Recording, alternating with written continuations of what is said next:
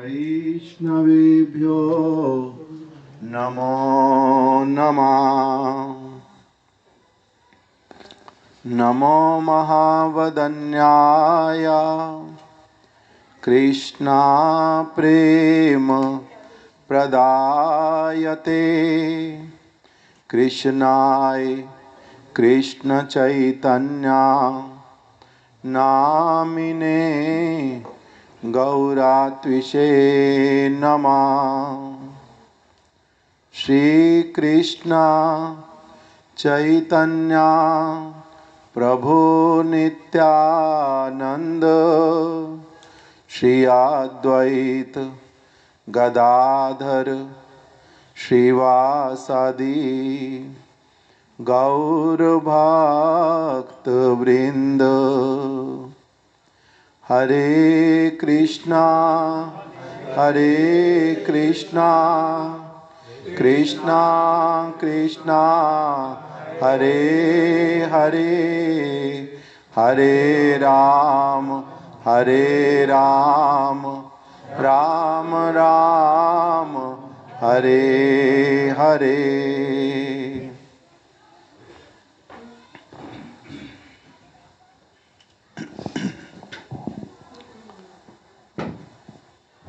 अभी हम लोगों ने कुछ कीर्तन श्रवण किया और अभी कुछ भगवद चर्चा।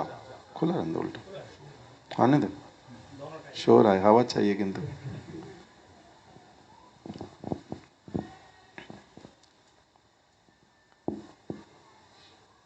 कुछ हरि कथा, भगवान की चर्चा, उसी के उद्देश्य से ही यहाँ पर हम लोग आए हैं ना। भगवान की कुछ कथा, भगवान का ही कुछ कीर्तन।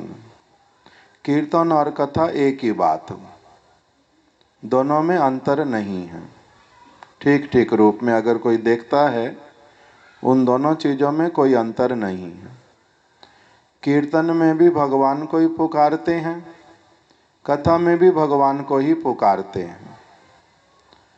सिर्फ अंतर इतना होता है कि कीर्तन में साधारण लोगों को जो लगता है कीर्तन का मतलब मृदंग बजेगा, करताल बजेगी, ढोलक बजेगी, मंजीरा बजेगा, तब उसको कहते हैं कीर्तन। और जब कोई भगवान की कथा सुनाएगा तब उसको कहते हैं उसमें मृदंग बजेगा नहीं, उसमें शोर होएगा नहीं, कोई वाद्य यंत्र नहीं बजेंगे, तो उसको क्या कह देते हैं, ये है कथा। किंतु वास्तविक रूप में कथा और कीर्तन दोनों एक ही बात। हृदय के साथ में भगवान को, भगवान के विषय में कुछ न कुछ स्मरण करना, बोल करके, पढ़ करके, सुन करके, जिस किसी तरह से भी मन जो है वो भगवान की ओर जाए और विषयों से अलग हट जाए। इसी को ही क्या कहते हैं, भजन, कीर्तन, कथा, एक ही बात। हमारे गुरुदेव बोलते थे, सुखदेव गोस्वामी जी ने 7 दिन 7 रात कथा सुनाई परीक्षित महाराज जी को। तो जो परीक्षित महाराज जी को कथा सुनाई उन्होंने, वो कीर्तन था या नहीं था? 7 दिन 7 रात भगवान की उन्होंने चर्चा की निरंतर, उसी को ही क्या कहते हैं, कीर्तन करना।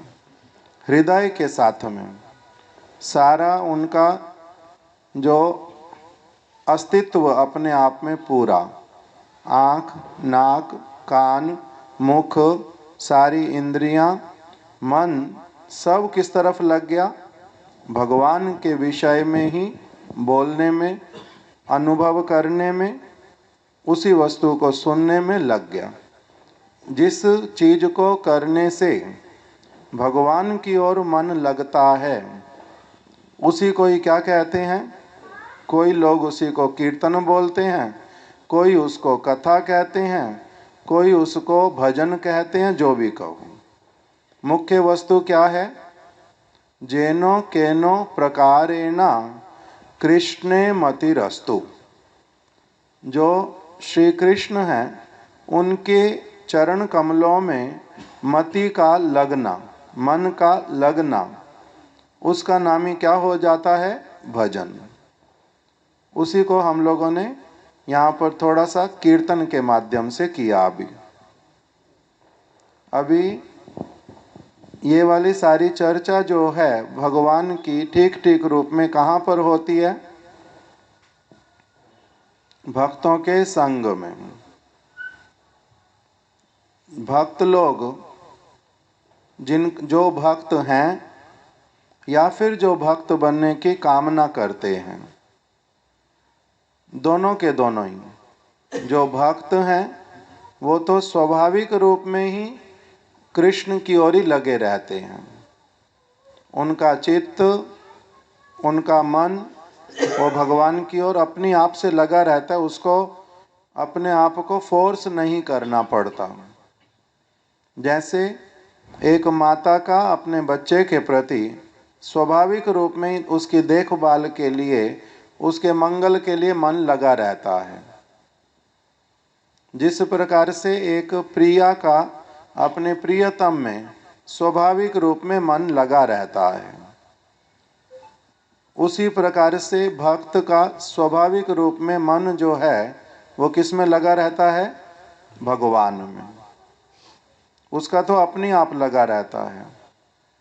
किंतु जिनको ये समझ आ जाता कि मेरे को अपने चित्त को भगवान की ओर लगाने की इच्छा है, किंतु मेरा चित्त लगता नहीं भगवान में, एक मिनट भी स्थिर नहीं होता भगवान की तरफ, उसके लिए बहुत सारे और विषय हैं।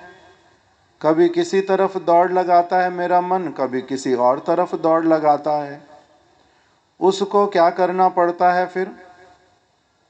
उसके लिए बतलाया, ऐसे तो जो पहले वाला बतलाया, साधु जिसका चित्त भगवान में लगा ही रहता है, वो स्वाभाविक रूप में सब समय अपने आप से भक्तों के साथ में रहता है, भक्तों वाली क्रियाएं करता है, उसको अच्छा ही वही लगता है।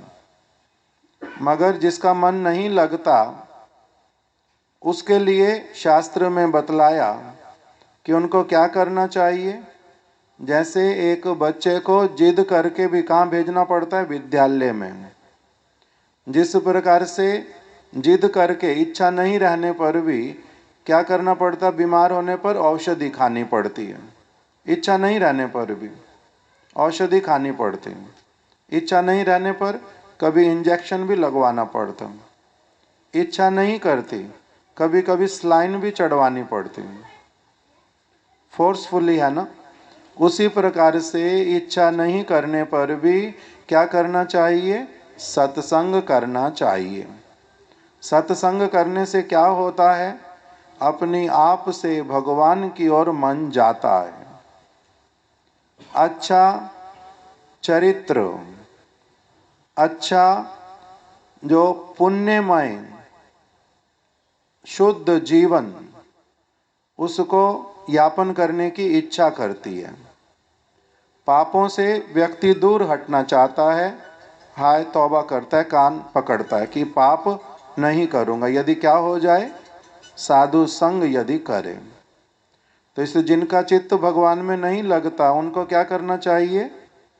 अपनी आप से अपना मंगल चिंता करते हुए जिस किसी प्रकार से हो सके, जितना अधिक हो सके, जहाँ पर भी भक्ति भगवान की वार्ता होती है, उस स्थान पर अपने आप से जाना चाहिए। साधु पुरुष का, भक्तों का, चाहे वो गृहस्थ भी क्यों ना हो, जरूरी नहीं है जे साधु का मतलब केवल लाल कपड़े पहनने वाला हो गया, ऐसा बात नहीं है। घर में रहने पर भी साधु होते हैं बहुत सारे लोग। साधु का संग करना चाहिए, जिससे कि हमारा क्या होता है? मंगल होता है। साधु संग सर्व शास्त्रे कहे, लव मात्र साधु संगे सर्व सिद्धि है। बार बार शास्त्र यही बोलते हैं, साधु संग करना। असाधु का संग नहीं करना।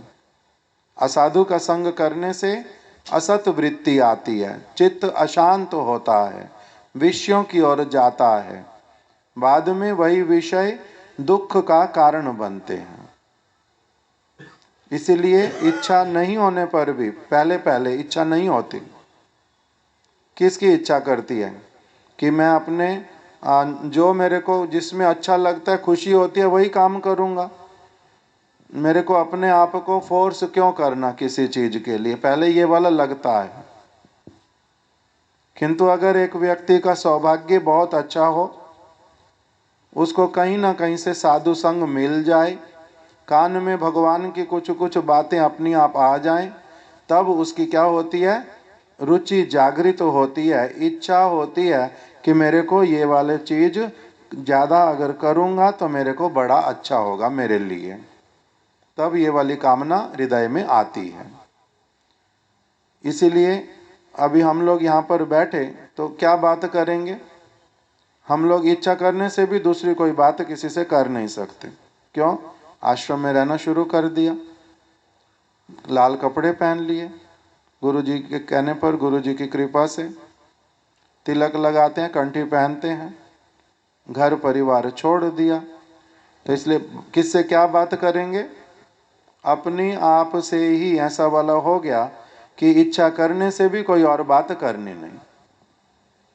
अच्छा नहीं है, अपने आप को भी पता है, और दूसरा मन में भी क्या आ जाता है कि किसी से भी कोई और बात नहीं करनी। किसकी बात करनी? भगवान की।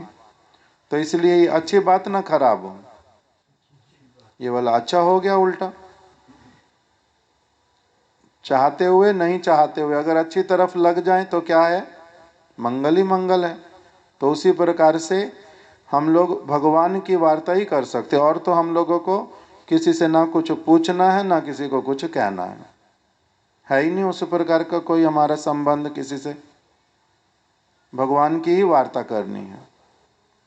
आप लोगों का यदि कोई प्रश्न हो भक्ति से संबंधित, हरि नाम से संबंधित, भगवान से संबंधित, तो आप लोग प्रश्न करो, हम लोग उसका उत्तर दे देंगे। नहीं तो फिर मैं, जो हमारे साथ महाराज जी बैठे हैं, ये महाराज जी बहुत पुराने, बहुत सालों से भक्ति में लगे हुए, 1977 से, 1977 से, अभी हो गया 24, कितने साल हो गए, 46 तो हो ही गया ना, 47। कुछ लोगों की हो सकता है इतनी आयु भी नहीं होगी। आप जब छोटे से थे बिल्कुल तभी महाराज जी भक्ति में आ गए थे, वही। तो उस तरह से बहुत पुराने महाराज जी हैं, और कुछ दिनों के लिए यहाँ पर आए हैं। उसी के बीच में हमारा यहाँ पर आना हो गया, तो हमारे साथ में हम लोग उनको भी ले आए। उनका अनुभव है बहुत प्रकार का, बहुत सारी सेवाएं करते रहे स्थान स्थान पर। कितना अच्छी तरह से कीर्तन करना, कथा करनी, ग्रंथों को पढ़ना, ग्रंथ को वितरण करना, शराब नहीं पीना कभी भी, और मांस नहीं खाना, जुआ नहीं खेलना, सिगरेट इत्यादि बीड़ी नहीं पीनी, कोई तंबाकू नहीं लेना, प्याज लहसुन तक छोड़ देना, चाय छोड़ देना, और टीवी नहीं देखना, शॉपिंग नहीं करनी, विवाह नहीं करना, बच्चों के साथ में कोई संबंध नहीं, सब समय भक्तों के साथ में रहना, कीर्तन करना, कथा करना, और वो भी ऐसे वाले स्थान पर जहाँ पर बचपन से कोई ऐसी बात सुनी भी नहीं थी भगवान की। अलग प्रकार के वहाँ पर कल्चर, जो उनके कल्चर में होगा वही सारी चीज़ें तो करते होंगे, किंतु कैसा कैसा देखो भक्तों का कृपा, और कैसे कैसे स्थानों पर जाकर के होता है। महाराज जी तो अकेले नहीं, उनके साथ में महाराज जी को अमेरिका में, और वो रहने वाले कौन सा स्थान महाराज? Your birth place? ज्ञाना। 2 कंट्रीज हैं, मैं कंफ्यूज होता हूँ बार बार। एक का नाम है ज्ञाना और एक घाना, 2 अलग अलग हैं। तो महाराज जी घाना के, किंतु लगभग 40-45 साल से अमेरिका में रहते हैं और वहीं से स्थान स्थान पर प्रचार भी करते हैं और कथा कीर्तन भी करते हैं और बड़े अच्छी तरह से सरल रूप में हम लोगों को हमारी संस्कृति का, कृष्ण भक्ति का, गीता का, भागवत का हम लोगों को बहुत कुछ नहीं पता होगा, किंतु उन्होंने शिक्षा प्राप्त किया यही वाला ही, गुरु जी के पास रह के, भक्तों के साथ रह करके। और उनके जैसे हजारों लोग हैं देश विदेश में। हमारे यहाँ के लोग सारे क्या चाहते हैं? वेस्टर्न कल्चर को अपनाना चाहते हैं और वहाँ के सारे लोग अभी उससे ऊब चुके हैं। वो जो कोई कोई भक्त हमारे कथा में बोलते हैं कि जिस चीज़ को उन्होंने उतार के फेंक दिया, जिसके ऊपर थूक दिया, भारतीय ऐसे पागल उनको लगता है वही सबसे अच्छा है, ऐसे वाला। किंतु वो लोग अभी क्या कर रहे हैं? जो हमारी वास्तविक रूप में पुराने समय में जो सारी चीज़ें हम लोगों के घरों में दादा दादी इत्यादि पालन करते थे, वही सारी चीज़ें वो लोग सारे अच्छी तरह से समझ करके, पढ़ करके, उसको पूरी तरह से उसमें फिर उतर करके, हमारी तरह नहीं 2 दिन के लिए भक्ति कर ली फिर 2 साल लेना देना नहीं, अथवा दिन में 10 मिनट मंदिर चले गए, हाथ जोड़ आए, घूम करके वहाँ से आ गए, सिर्फ नियम बन गया वहाँ पानी चला करके आ गए, नहीं तो हाथ जोड़ के आ गए, हनुमान जी के मुंह में 2 दाने बूंदी के दे दिए और कुछ लेके आ गया, बस हो गया मंदिर जाना।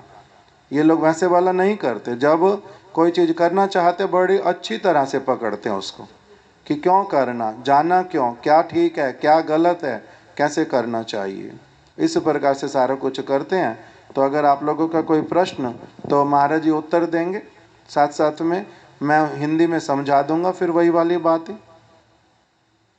कोई प्रश्न है बताओ? पहले किसी और को पूछने देते हैं, आपका सब समय वाला है, चिंता नहीं ना, मतलब उनको बहुत सारी चीज़ें पता भी हैं इसलिए उनकी इंक्वायरी भी होती है, अच्छा है। किंतु कुछ नए लोग हैं, पहले आप लोगों में से किसी का प्रश्न हो तो आप लोग पूछ लो, फिर नहीं तो अतुल प्रभु का प्रश्न लेंगे।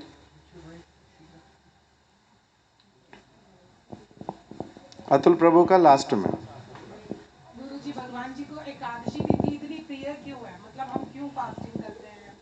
आप करते हैं ऐसे ठीक से? शुरू तो किया था। ठीक है, इसको मैं, इसका उत्तर तो मैं दे देता हूँ 1 मिनट में। महाराज जी से कोई और प्रश्न लेंगे।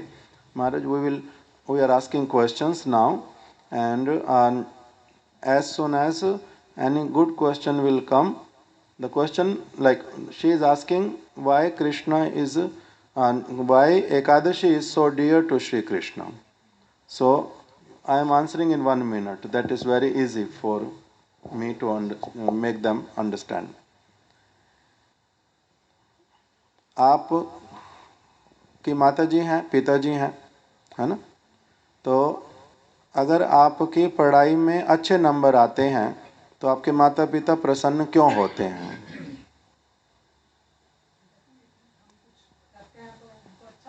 अच्छा लगता है, मगर उसमें उनका लाभ है ना हमारा लाभ है? लाभ किसका है? लाभ हमारा। इसी प्रकार से एकादशी तिथि करने में लाभ सब तरह से हमारा है।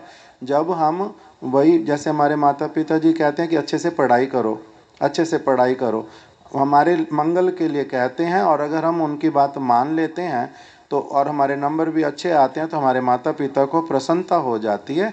इसी तरह से हमारे एकादशी करने पर हमारा ही हर प्रकार से शारीरिक, मानसिक, आत्मिक सब प्रकार का लाभ होता है। हम लोगों के लाभ के लिए भगवान ने जो चीज़ इंट्रोड्यूस की, अगर हम उसका पूरा लाभ उठा लेते हैं तो ऐसे तो वास्तविक मंगल हमारा ही है उसी में, किंतु हमारा मंगल होते देख करके वो हमारे परम पिता होने के कारण बड़े प्रसन्न हो जाते, इसलिए भगवान प्रसन्न होते। लाभ वास्तविक रूप में हमारा हर तरह से।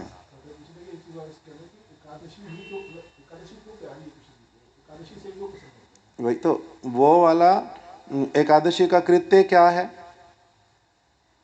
एकादशी का मतलब क्या है, क्या करते हैं हम लोग उस दिन।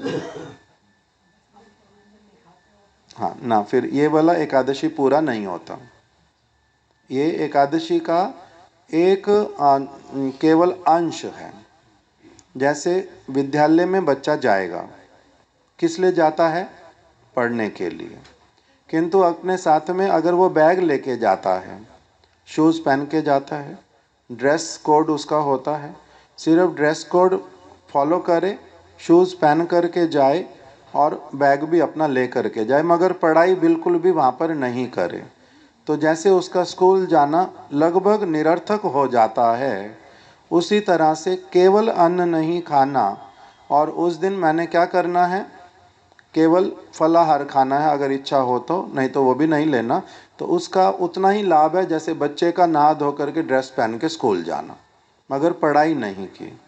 पढ़ाई करने का मतलब क्या है, एकादशी का जो एकादशी जब तिथि आएगी उस दिन वास्तविक रूप में सब समय के लिए कहा गया, एक व्यक्ति क्या करेगा, यस्तु वासई गुणई साहा, गुणमय वस्तु के निकट में भगवान के भक्त, ये हैं वास्तविक गुणशाली व्यक्ति, इनके साथ में वो बैठेगा, कथा कीर्तन करेगा, अधिक से अधिक समय उसी में लगाएगा, तब उसका होगा एकादशी।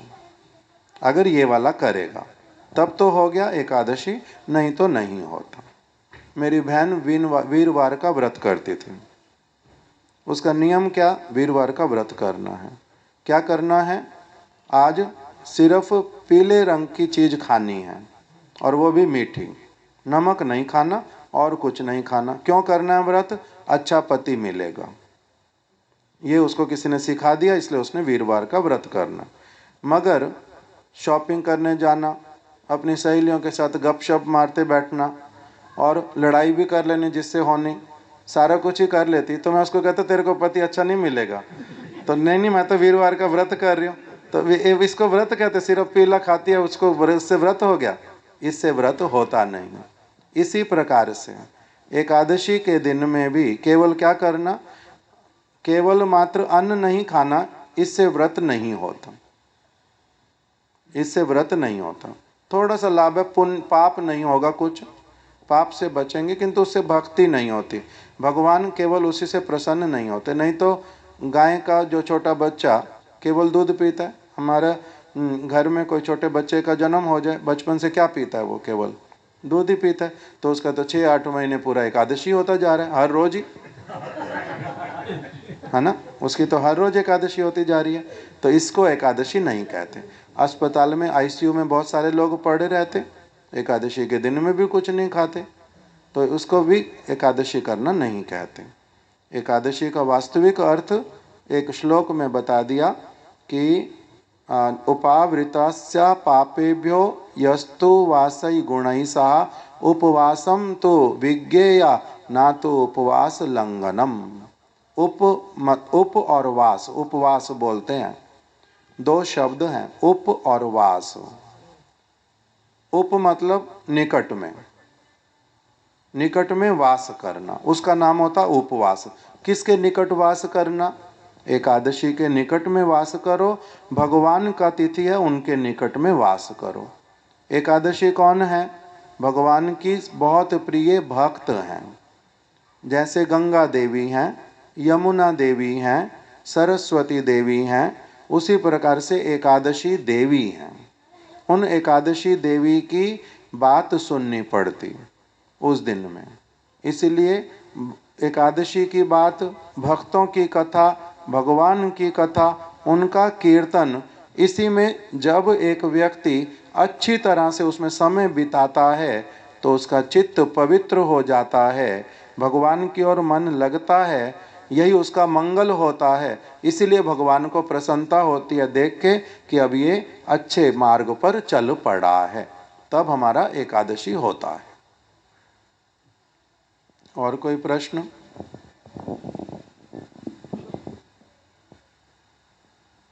पूछो। महाराज जी, जैसे मैंने सुना पक्षी जीव जंतु हर किसी को करनी चाहिए, लेकिन जो पंचअक्षरी मंत्र करते हैं वो भी एकादशी का व्रत करते हैं। कौन सा मंत्र? पंचअक्षरी मंत्र। मेरे को खैर पता नहीं है, ठीक है आप बताइए। तो वो भी एकादशी करते हैं, तो क्या वो मतलब भगवान के नजदीक नहीं जा सकते? कुछ संत महात्मा से मैंने प्रश्न किया था तो उन्होंने कहा कि 2 नाव में पैर रखोगे तो कभी पार नहीं होगे, लेकिन जो पंचाक्षरी मंत्र करते हैं मतलब शिव की जो भक्ति करते हैं और कृष्ण है ये है, तो भगवान तो एक ही है ना, प्रकाश तो एक ही है ना वो। ठीक। तो क्या मतलब वो जा नहीं सकते? अगर वो पंचाक्षरी मंत्र भी करते हैं और एकादशी भी करते हैं तो क्या उनका ठीक नहीं है? मैं बताता हूँ, कुछ मैं बताऊंगा, कुछ महाराज जी से पूछूंगा। पहले मैं सिर्फ थोड़ी सी बात में उत्तर दे देता हूँ कि एकादशी व्रत जो है वो कृष्ण के भक्तों के लिए, राम के भक्तों के लिए, नरसिंह भगवान के भक्तों के लिए, देवी के भक्तों के लिए, शंकर के भक्तों के लिए, सब के लिए करणीय है। शंकर जी भी करते हैं वो भी करते हैं जो सुना है। एकादशी का, हमारे तो ग्रंथ में लिखा हुआ है। तो इसीलिए एकादशी व्रत कहा कि चाहे कोई और कुछ करता हो ना करता हो, एकादशी का वो क्या करेगा? व्रत अवश्य ही पालन करेगा। मनुष्य मात्र, वहाँ पर पशु पक्षी लिखा नहीं, मनुष्य मात्र, स्त्री हो, पुरुष हो, बालक हो, वृद्ध हो, 8 वर्ष की आयु से लेकर के 80 वर्ष तक की आयु के लिए, सबके लिए कहा सभी लोग व्रत करें, एकादशी का उपवास करें, कभी भी उद्यापन नहीं करें, सदैव करने का नियम। यदि बीच में कभी शरीर बहुत अधिक अलग प्रकार का है, अपने होशो हवास में नहीं हो, तब जो मर्जी हो जाए, वो एक अलग बात, नहीं तो करने के लिए सबको कहा। इसमें ये विचार दिया नहीं कि केवल कृष्ण भक्त करेंगे, सभी को करने के लिए आदेश किया है शास्त्र ने कि सभी करो। भले ही और दिनों में तुम्हारे अपने संस्कार के कारण, अपने पुराने जन्मों के कर्मों के कारण, अभी अगर किसी की श्रद्धा किसी में भी लगी हुई है, वो एक अलग बात, धीरे धीरे वही देवता ही क्या कर देते हैं, उसको अपना आगे पहुंचाते हैं। जैसे 5वीं क्लास के अध्यापक के पास तक पढ़ाई कितने तक करवाएगा वो मेरे को? 5वीं तक का अध्यापक मेरे को, मैं पहली कक्षा में उनके पास गया, मेरे को कब तक वो पढ़ाई कराएंगे? 5वीं तक। और उसके बाद क्या करेंगे? 6ठी वाले जहाँ पर पढ़ाई होएगा वहाँ भेज देंगे और बड़े प्रसन्न ही होएंगे। भले ही उन्होंने स्वयं 10वीं तक पढ़ाई की हो, मगर अगर मैं PhD करने गया तो वो भी उल्टा गर्व अनुभव करते हैं कि ये बच्चा जो है मैंने पढ़ाया था इसको पहली से 5वीं तक, ये बच्चा बड़ा अच्छा निकला, तो ये तो बहुत आगे अपना पढ़ाई कर रहा है, इसने हमारा नाम रोशन कर दिया, बोलते हैं ना ऐसे। तो इसी प्रकार से जो जितने भी समस्त देवी देवता हैं वो सभी भी जिसके प्रति अपने संस्कारों के कारण श्रद्धा हो जाती है, वहाँ तक वो जो हैं देवता देवी, वो वहाँ तक उनको अपने पहले ऊपर उठा करके फिर अपने से आगे जाने वाला जो मार्ग है, बड़ा अध्यापक उनके पास अपनी आप से ही भेजते हैं, उसमें कोई चिंता होती नहीं। किंतु पहली से लेकर के PhD तक के सारे छात्रों को एक वही का वही सिखाया जाता है, 2 वही का वही, 3 भी वही का वही, 4 भी वही का वही, किसी का अलग होता है 1 2 3 4, सबका एक ही होता है। तो इसीलिए कहा गया कि जो एकादशी तिथि है वो सभी के लिए करणीय है, भले ही वो किसी भी चीज को पालन करता हो, कुछ भी क्यों ना करता हो। भगवान और जिन भी आराध्य के प्रति उसका निष्ठा है वो उसको आगे ले जाते हैं। अभी दूसरा अपने साथ साथ में प्रश्न किया था कि भगवान जिसको जो मानता हो वो तो एक ही है, तो इसीलिए क्या सभी वहाँ पर नहीं पहुँच सकते भगवान के निकट में? इस बात को पहले महाराज जी से पूछ लेता हूँ, वो फिर उत्तर करेंगे, मैं हिंदी में साथ साथ में बताता जाऊँगा। She is asking a question that if somebody is a devotee of Krishna or somebody is devotee of Shiva or somebody is devotee of Devi or any other body, any other personality. So by worshipping anyone, God is one. Everybody will reach at the same destination. Is that is true or not, or how to understand it?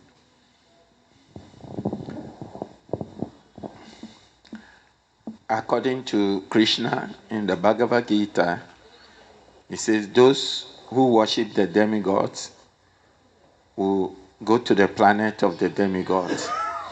Those who worship the forefathers, the Peters, will go to the planet of the Peters, Pitraloka. Those who worship me will come to my loka.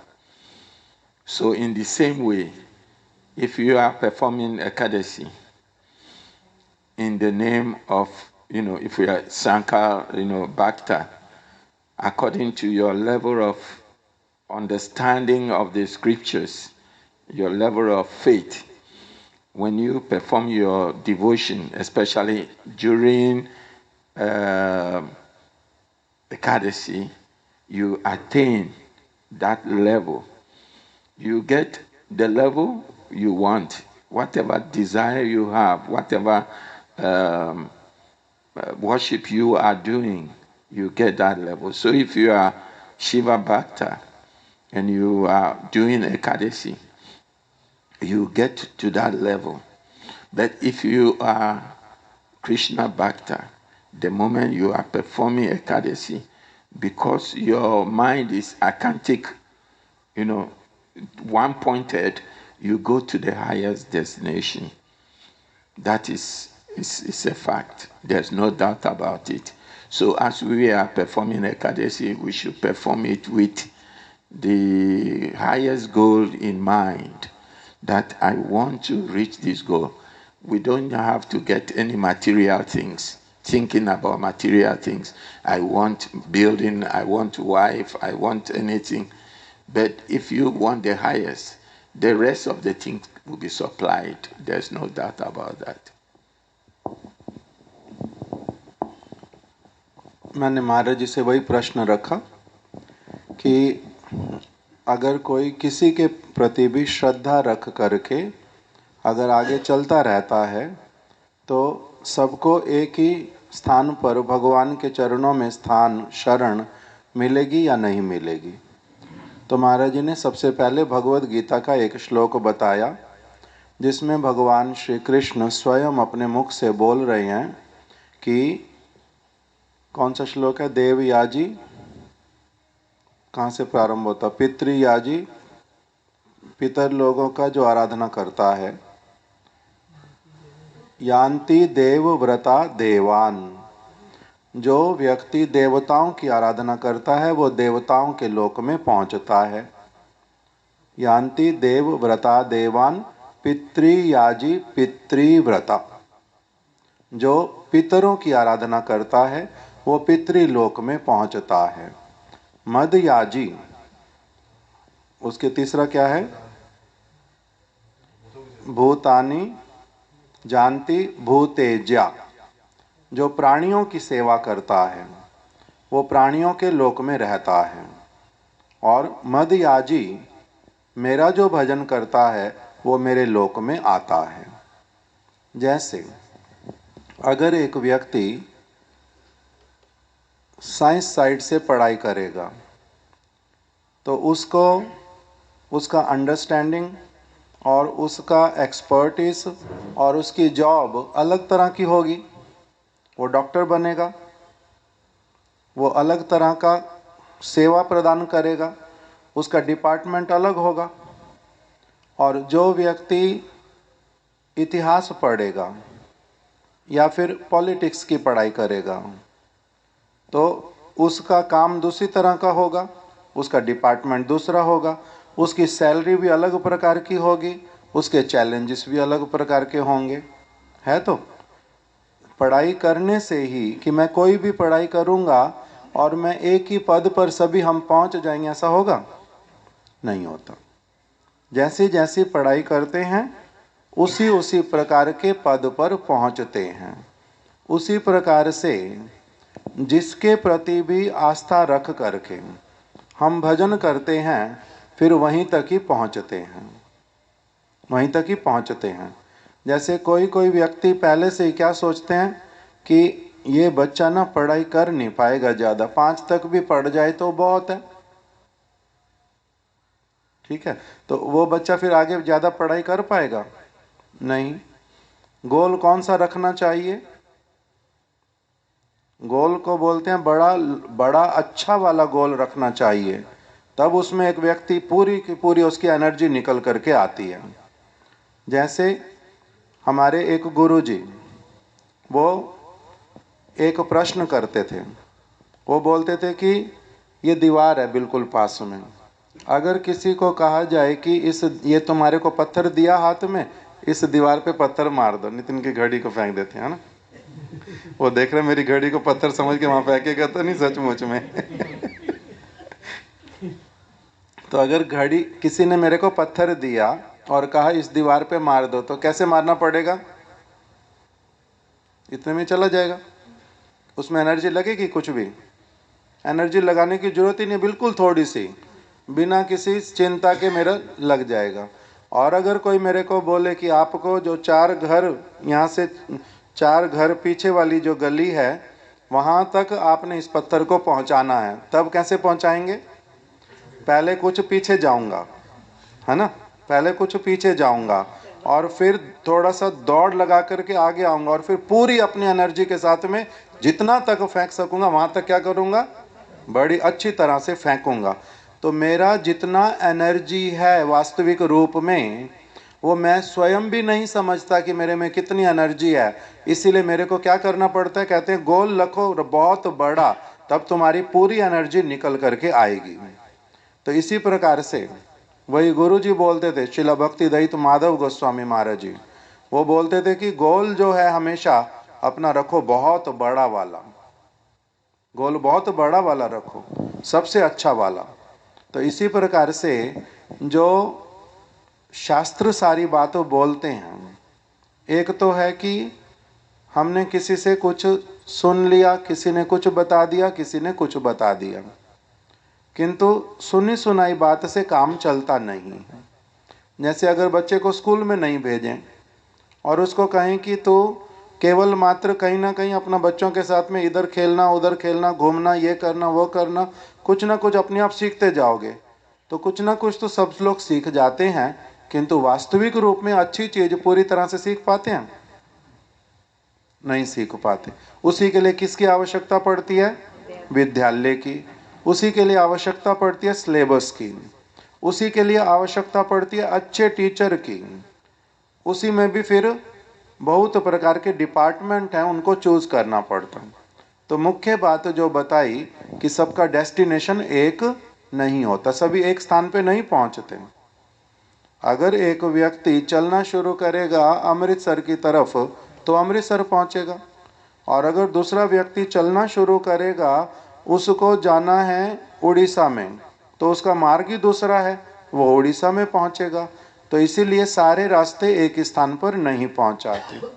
इसी वस्तु को अच्छी तरह से जब चर्चा करते हैं तब पता चलता है कि वेद व्यास जी जो सबसे बड़ी अथॉरिटी, उन्होंने भागवत में, गीता में, वेद में, पुराणों में सब जगह पर अच्छी तरह से वर्णन कर दिया कि भगवान हैं स्वयं भगवान श्री कृष्ण, उनके बहुत सारे अवतार हैं, और पहले स्वयं भगवान, फिर उनके बड़े सारे अवतार, फिर उसके बाद में बताया उन जो सभी जीव आत्माएं हैं वो उनके अंश हैं, और उसके बाद में फिर बतलाया कि जो देवी देवता इत्यादि हैं ये सारे सभी देवी देवता उनके आधिकारिक दास और दासियां, भगवान के दास और दासियां।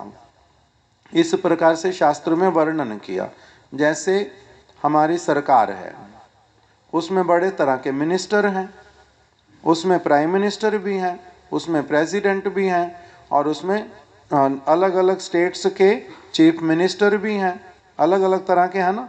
जिस प्रकार से ये पूरा एक बॉडी है अपने आप में, उसी प्रकार से भगवान का जो साम्राज्य है पूरे ब्रह्मांड, उसके बाद में फिर जो वैकुंठ लोक इत्यादि, इस सब का भी पूरा एक बहुत बड़ा डिपार्टमेंट है, जिसमें कि भगवान ने बहुत सारे जो अपने अवतारों को, उसके बाद में फिर अपने दास और दासियों को अलग अलग कार्यों में नियुक्त किया हुआ है। सूर्य को एक कार्य में नियुक्त किया है तो चंद्र को दूसरे कार्य में, पृथ्वी को किसी एक कार्य में तो इंद्र को किसी और कार्य में, किंतु इन सब का एक एक डिपार्टमेंट है, एक एक काम करते हैं।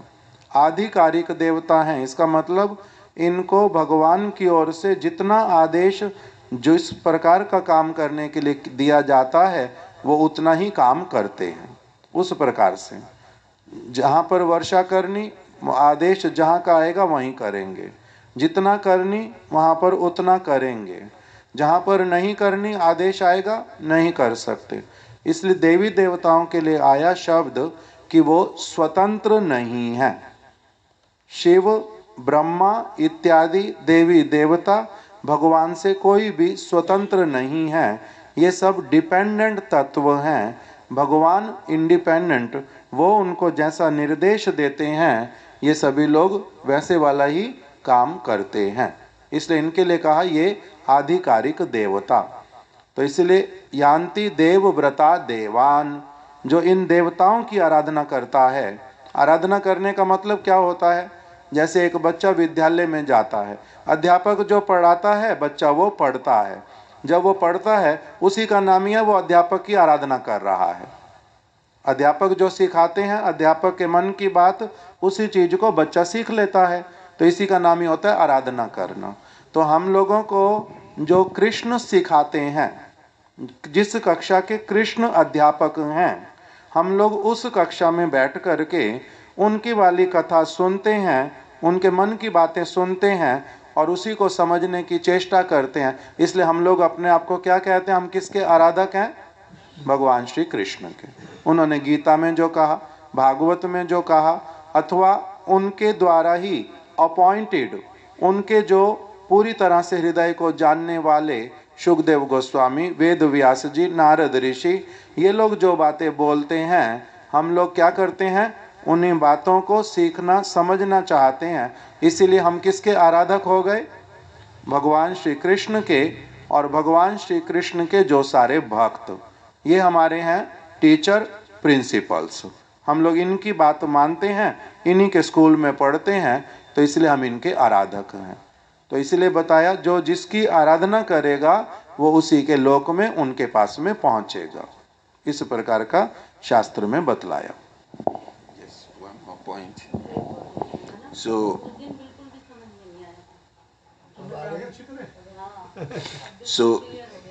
there are many people who do not believe in God, but they believe in Ekadasi. They want to perform Ekadasi so that they can gain some material benefit.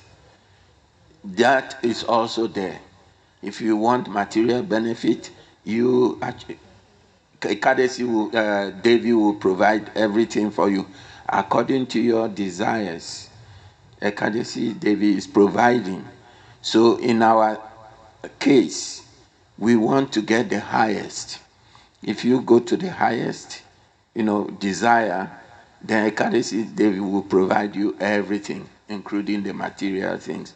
You will not desire, just like the fruit seller in Vrindavan, when he desired just to see Krishna and exchange, some fruit with what? Grains. And later on, what did she find? Her basket was full of jewel. Yes. Then she was, no, she said, what is this? I don't want this. This is useless. Threw it in the Yamuna. So we should also be like that. Even though we may get all this material accompaniment to Ekadasi, we should all dump it aside and have one desire only, to, be Krishna Bhaktas.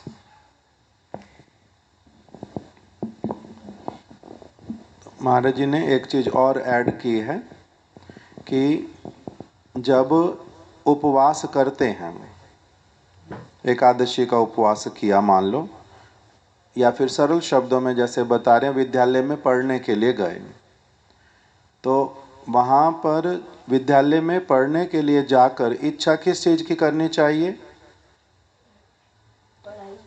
केवल मैं वहाँ क्या किस चीज़ पे focus करूँगा? पढ़ाई के ऊपर। और किसी भी चीज़ पे फोकस करूँगा? पढ़ाई के अतिरिक्त और वहाँ पर किसी चीज़ पे फोकस नहीं करते। अगर बच्चा वहाँ पर फोकस करने लगे कि यहाँ पर हमारी क्या है, मैस है, मैस को क्या बोलते हैं? कैंटीन।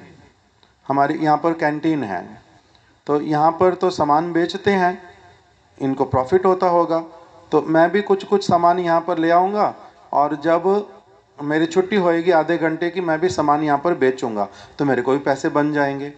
तो अगर वो उस समय वो वाला काम करना शुरू करेगा माइंड से भी, तो उसको क्या होगा? उससे दिमाग भटकेगा। ठीक है। तो किसी किसी की दुकान होती है, पिताजी दुकान पे जाते हैं, दादाजी दुकान पे जाते हैं, बच्चा जो है वो 10वीं या 11वीं 12वीं में पढ़ रहा है, तो उसके माता पिता क्या कहते हैं? इसको दुकान नहीं दिखाना अभी, इसको पैसे नहीं दिखाना अभी। किस लिए? दुकान अपनी नहीं है, अपनी दुकान है। और अगर पैसे कमाई करना साथ साथ शुरू कर देगा, कोई खराबी है? कोई खराबी है ना? नहीं खराबी है, अभी खराबी है। कुछ लाभ दिखाई तो देगा, किंतु जो फिर बाद में बड़ा होके बहुत अधिक जो लाभ कमाई कर पाएगा, उस तरफ से भटक जाएगा, छोटे में ही फंस जाएगा और बाद में उसी में ही रह जाएगा। तो इसी प्रकार से महाराज जी कह रहे हैं कि जब भगवान का उपवास करेंगे तो भगवान से कुछ भी मांगना नहीं, सिर्फ भगवान ने जैसे कहा कि ऐसे करो, जैसे अध्यापक कह रहे हैं पढ़ाई करो तो पढ़ाई करेंगे, उपवास करेंगे तो उपवास के समय में क्या करेंगे? केवल उनकी कथा कीर्तन इत्यादि उसी में लगेंगे। जो वो कह रहे हैं उसको सुनूंगा, उसी को समझूंगा, मैं अपनी तरफ से कुछ नहीं मांगूंगा, मेरे को ये चीज़ मिल जाए, मेरे को वो मिल जाए, मैं इतने दिन उपवास किया, भगवान ने तो मेरे को ये चीज़ नहीं दी, मेरे को वो चीज़, कुछ भी नहीं मिलेगा अथवा नहीं मिलेगा, मांगना कभी भी नहीं, उसके लिए कामना कभी करना नहीं, केवल इतना कि मैंने किस लिए किया है उपवास? भगवान का कथा कीर्तन सुनने करने के लिए, और भगवान इससे प्रसन्न हो जाए, बस मेरे को इतना ही चाहिए और कुछ भी नहीं मांगना। जो मांगता है वो क्या हो जाता है? लूजर बनता है, उसको अधिक लाभ होता नहीं। इसलिए बोलते हैं जब किसी भी बड़े व्यक्ति के साथ में रहो, बड़े व्यक्ति के साथ संग हो जाए, तो कभी भी उससे कुछ नहीं मांगना, नहीं तो हमेशा तुम लूजर रहोगे। बड़े व्यक्ति से कभी कुछ नहीं मांगते, क्योंकि वो सज्जन है, सज्जनों के भी सज्जन है। जो तुम्हारा बनता है उससे बहुत अधिक तुम्हें दे देंगे, तुम जितना भी मांगोगे कम ही मांग पाओगे। उदाहरण दिया कि एक व्यक्ति राजा के पास में गया, राजा का उस दिन पुत्र हुआ था बहुत दिनों बाद। जो बाहर से मांगने आया उसको पता नहीं थी ये बात। राजा ने आज सोचा हुआ कि मैं जो मेरे से मांगने आएगा मैं उसको कहूँगा जो इच्छा हो वो मांग लो, जो इच्छा हो वो मांग लो, मैं दे दूंगा, और मैं सचमुच में आज दे दूंगा। तो भिखारी मांगने आया, तो राजा ने कहा जो मांगोगे वही दूंगा। तो कहते हैं अच्छा सच में, जो मांगूंगा वही दे दोगे? तो 100 रुपये तो कम से कम दे दो, आज 100 रुपये कम से कम दे दो। हर बार कितने देते हो? 20 रुपये देते हो, आज 100 रुपये दे दो। तो हम लोगों का जो मांगने का भी जहाँ तक हमारी धारणा है वो कितनी तक रहेगी? साधारण जगत वाली छोटी छोटी। इसलिए कहते हैं भगवान से कभी कुछ नहीं मांगना, कभी कुछ नहीं मांगना। मर जाओ तब भी नहीं मांगना। हमारे को तो यही वाली शिक्षा ही दिया, शुकाई लो मैले कारे पानी ना मांगे। वृक्ष को अगर पानी कोई ना दे तो मांगता है किसी से, मेरे को पानी दे दो। वृक्ष जीवित रहता ना? नहीं रहता ही है। पशु और पक्षी किसी से मांगने जाते हैं? पंछी करे न चाकरी, अजगर करे न काम, दास मूलों का कह गए सबके दाता राम। कौन सा पंछी है जो काम करता है? कोई भी पंछी काम नहीं करता। किंतु बहुत सारे लोग अपने घरों की छत के ऊपर जाके दाना रखते हैं, पानी भर के रखते हैं। वृक्षों के पास में चींटियों के लिए, मकोड़ों के लिए अलग अलग जगह क्या करते हैं? आटा बिखेर करके आ जाते हैं। स्थान स्थान पर कुत्तों को खाने के लिए। अभी अभी हम यहाँ गाड़ी से उतरे, इस साइड आ गए थे, हम मार्केट वाली साइड आए तो वहाँ पर एक आदमी खड़ा हुआ था, पैकेट बिस्किट के ले लेके कुत्तों को अपनी आप बुला रहा, पूरा पूरा पैकेट खोल के उसके सामने डाल रहा है। तो कुत्ते ने कहा था उसको, मेरे को बिस्किट तो यार आज खिला दे तो। बोला उसने? बोला तो नहीं।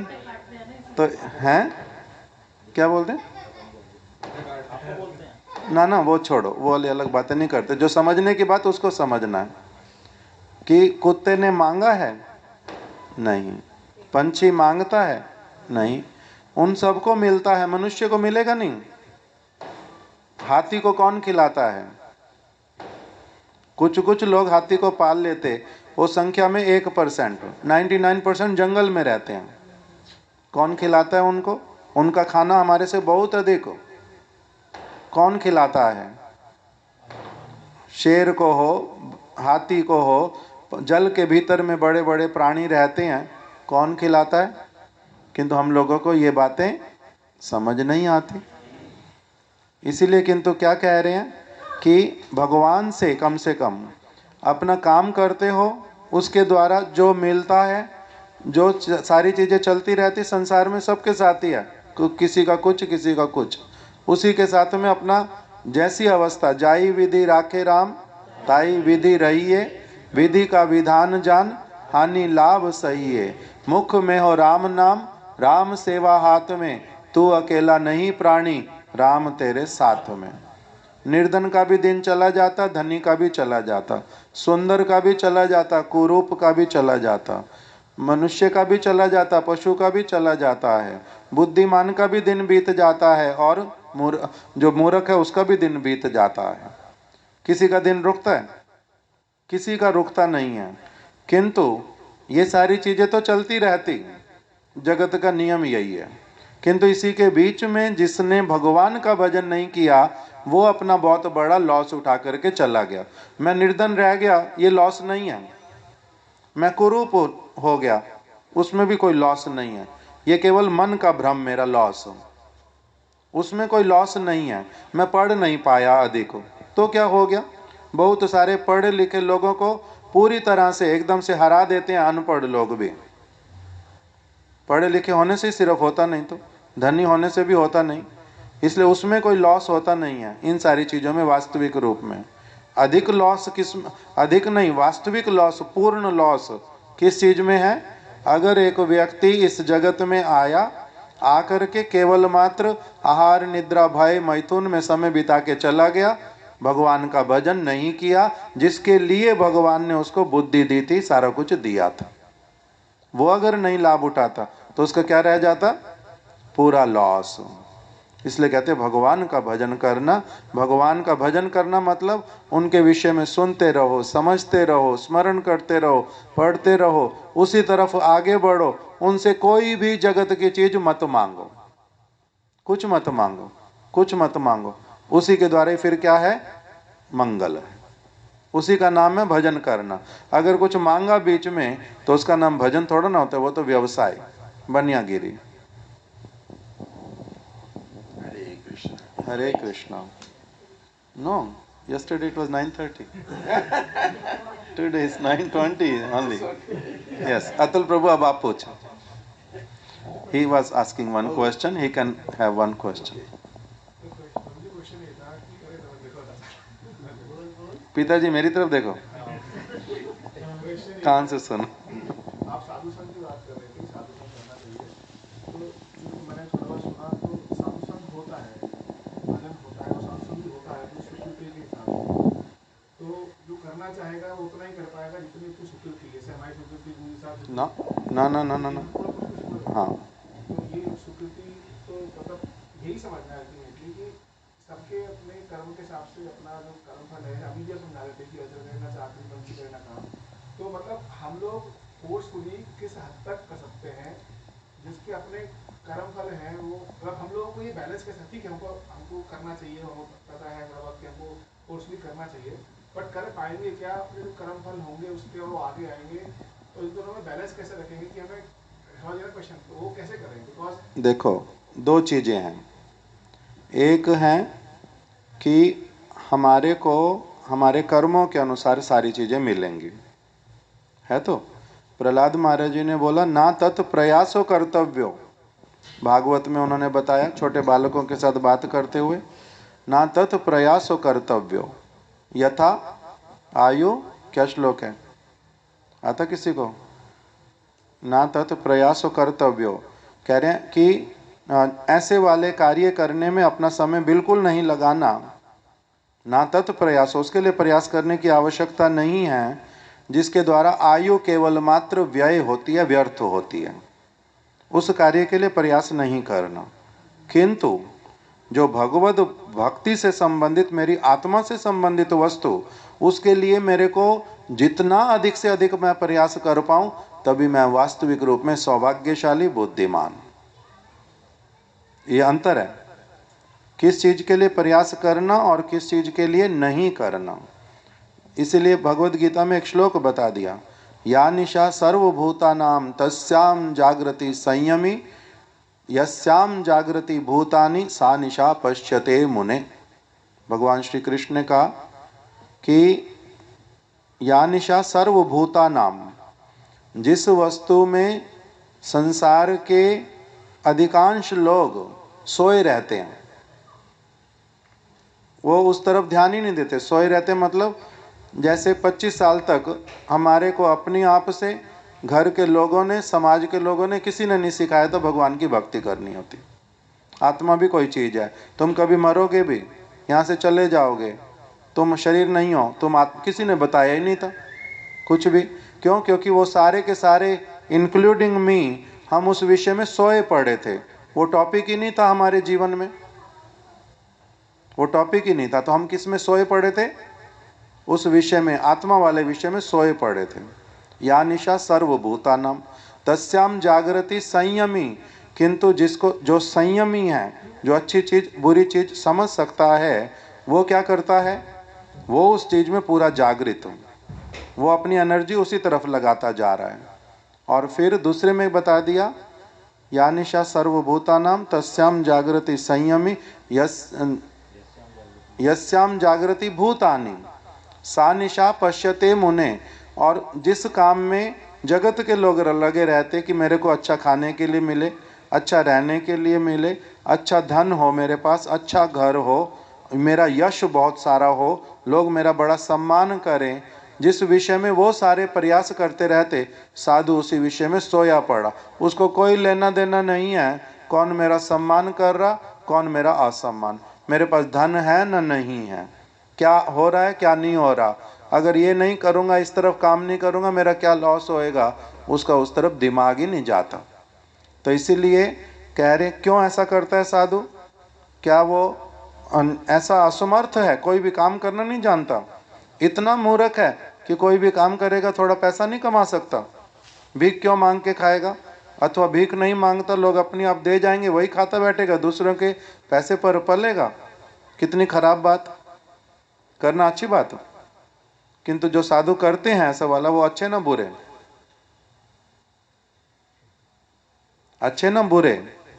वो इस चीज को बिल्कुल ध्यान ही नहीं देना चाहते, उनका दिमाग ही नहीं जाता उस तरफ। किस लिए ऐसा वाला है? क्योंकि उनके प्रयास दूसरी तरफ चल रहे हैं सारे। तो इसलिए वो लोग कामचोर नहीं है, प्रयास रहित नहीं है, किंतु प्रयास करते हैं किस चीज के लिए? जो वैल्यूएबल चीज है उसके लिए प्रयास करते हैं। जिस चीज का वैल्यू बहुत कम है उसके लिए क्या प्रयास करना। तो इसलिए प्रयास जिस चीज में नहीं करना वो है सारी जगत वाली वस्तु, और जिसमें सारा अच्छी तरह से प्रयास करना वो है भगवद वस्तु।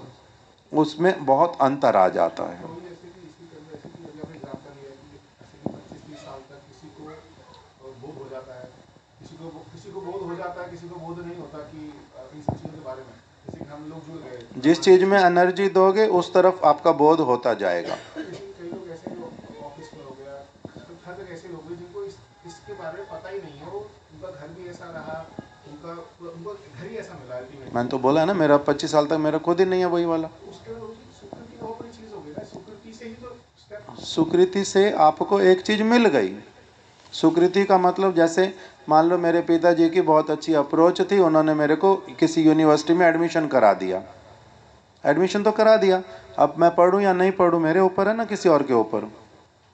उसमें भी मेरी सुकृति काम करती रहेगी। सिर्फ मेरे पिताजी की अप्रोच ही सब जगह काम करेगी। मेरे को नंबर भी दिला देगी, पास भी करवा देगी, अच्छी नौकरी भी लगवा देगी या नहीं?